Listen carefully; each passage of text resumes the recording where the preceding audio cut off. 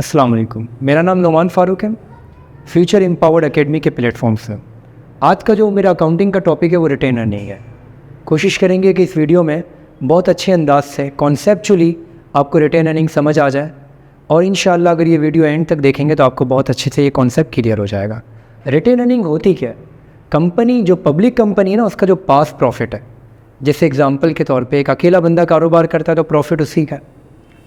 Partnership का जो profit होता है वो पार्टनर को डिस्ट्रीब्यूट होता है। इस तरह जो पब्लिक कंपनी है उसके ऑनर होते हैं शेयर होल्डर, और जो कंपनी जितना भी प्रॉफिट जनरेट करती है उसे हम रिटेन अर्निंग कहते हैं। अब ये रिटेन अर्निंग जो प्रॉफिट होता है वो पब्लिक का होता है, लेकिन अमूमन कंपनी सारा प्रॉफिट तो नहीं दे देगी, वो आने वाले वक्तों के लिए भी रखेगी। तो इसको कहते हैं पास्ट प्रॉफिट। इसके दो तीन और नाम है, इसको एक्यूमुलेटेड प्रॉफिट भी कहा जाता है, डिस्पोजल ऑफ नेट इनकम भी कहा जाता है। तो इसे हम रिटेन अर्निंग कहते हैं। अब रिटेन अर्निंग से कंपनी करती क्या है? सबसे पहले रिटेन अर्निंग जो पार्ट है वो शेयर होल्डर इक्विटी का है।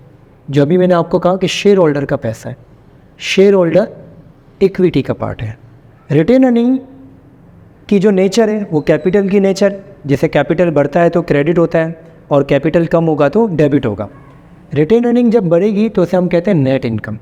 नेट इनकम अगर कंपनी को होगी तो रिटेन अर्निंग में इजाफा होगा और हम ट्रांजैक्शन रिकॉर्ड करेंगे इनकम समरी डेबिट,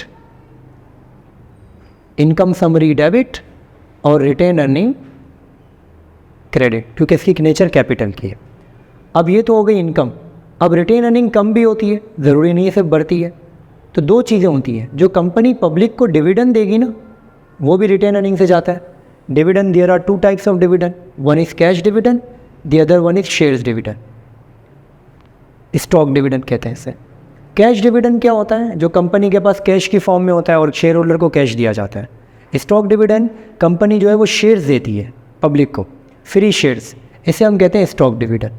तो जब भी कंपनी डिविडेंड डिक्लेयर करेगी, डिविडेंड डिक्लेयर करेगी तो ट्रांजैक्शन रिकॉर्ड होगी रिटेन अर्निंग डेबिट, क्योंकि कैपिटल कम हो जाएगा।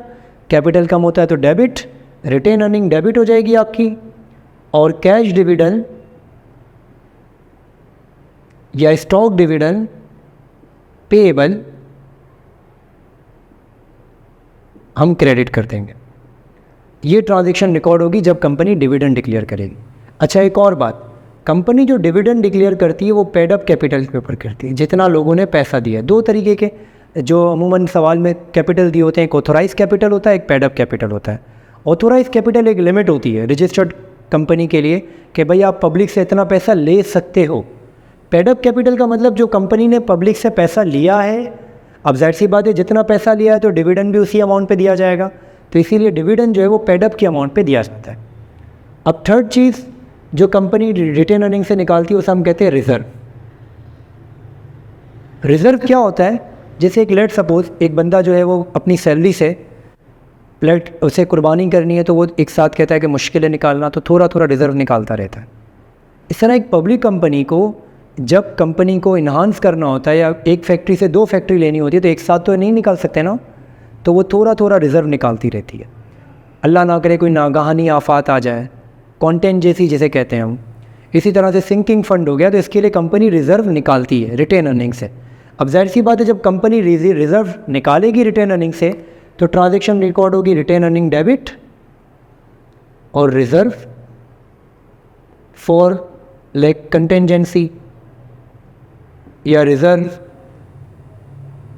फॉर प्लांट एक्सटेंशन को हम क्रेडिट कर देंगे।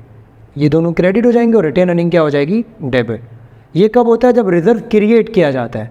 ज़रूरी नहीं है रिज़र्व क्रिएट किया जाए, बाज़ औक़ात कोई कंपनी ने रिज़र्व निकाला हुआ है लेकिन उसे फील हो रहा है कि भाई अब ये ज़रूरी नहीं है, तो रिज़र्व को क्लोज़ कर दो। तो अब जब रिज़र्व को क्लोज़ करेंगे तो ट्रांजैक्शन क्या रिकॉर्ड होगी? रिज़र्व क्लोज़ हो जाएगा तो रिटेन अर्निंग डेबिट नहीं होगी, अब क्रेडिट हो जाएगी। रिज़र्व ख़त्म होगा तो रिज़र्व डेबिट और रिटेन अर्निंग को हम क्या कर देंगे? क्योंकि रिटेन अर्निंग बढ़ जाएगी, क्रेडिट हो जाएगी। ये था रिटेन अर्निंग का बेसिक अकाउंटिंग कॉन्सेप्ट। अगर हम इसके टी अकाउंट की बात करें कि रिटेन अर्निंग में क्या क्या चीज़ें आती हैं, तो रिटेन अर्निंग अभी आपने समझा कि रिटेन अर्निंग, अगर लेट सपोज एक सवाल देते हैं एग्जाम्पल के तौर पे, रिटेन अर्निंग का ओपनिंग बैलेंस, कंपनी का बैलेंस पड़ा हुआ है 3 लाख। मान लेते हैं इस साल जो कंपनी ने इनकम की है वो 5 लाख की है। इनकम कितनी हुई कंपनी की 5 लाख, यानी कि रिटेन अर्निंग में कितने हो गए 8 लाख। अब कंपनी ने कैश डिविडेंड दिया, लेट सपोज 1 लाख का कैश डिविडेंड दिया और 1.5 लाख का स्टॉक डिविडेंड दिया, टोटल हो गए 2.5 लाख।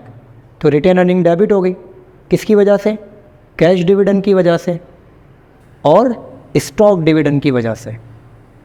कैश डिविडेंड कितना दिया कंपनी ने, लाख दिया और 1.5 लाख डेबिट हुआ, तो टी अकाउंट में डेबिट इस तरफ आता है और क्रेडिट इस तरफ आता है। इसी तरह से कंपनी ने रिजर्व निकाले, रिजर्व फॉर कॉन्टेंजेंसी, लेट सपोज 50,000 निकाला,